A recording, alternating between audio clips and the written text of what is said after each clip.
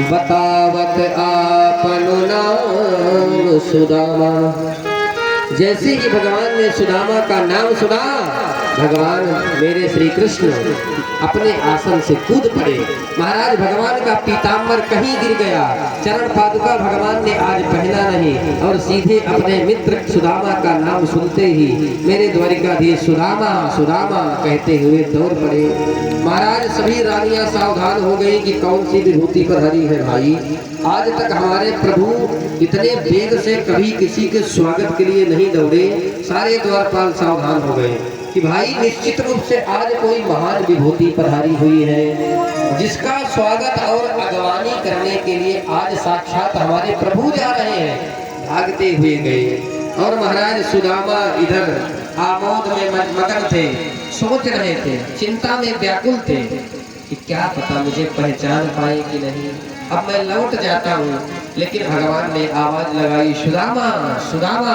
सुदामा जी ने जैसे ही मुड़ करके देखा तो भगवान श्री कृष्ण खड़े हैं, और जैसे ही कृष्ण को देखा तो आज कई वर्षों के बाद दोनों मित्र मिल रहे हैं। दौड़ पड़े दोनों एक दूसरे की तरफ और महाराज गले लगा लिया सुदामा जी को भगवान, और इतना रोए कि भगवान को इतना अपार कष्ट हुआ कि मेरे कारण मेरा मित्र आज इतने कष्ट में है, तुम्हारी ये दशा।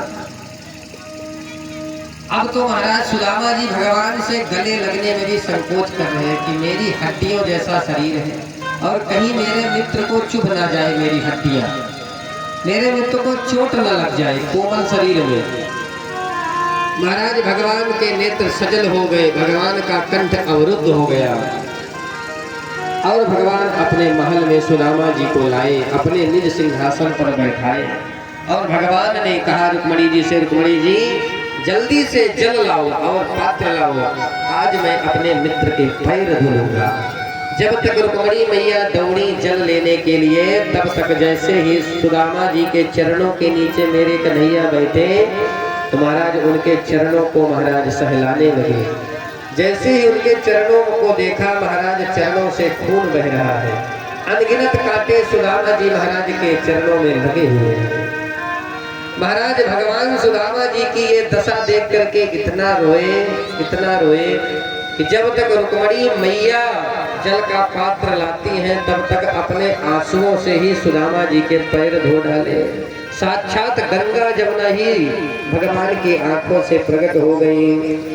ऐसे बेहाल बेवाई सो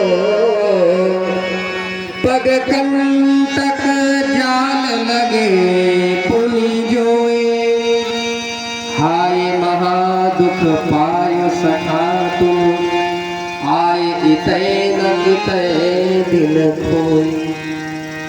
देख सुदामा की दीन दशा, करुणा करी के करुणा निधि रोए, पानी परात को हाथ छुओ नहीं, नैनन को जब सो पग धोए। प्रीतो व्यमुञ्चदद्बिन्दो नेत्राभ्यां पुष्करे क्षणः।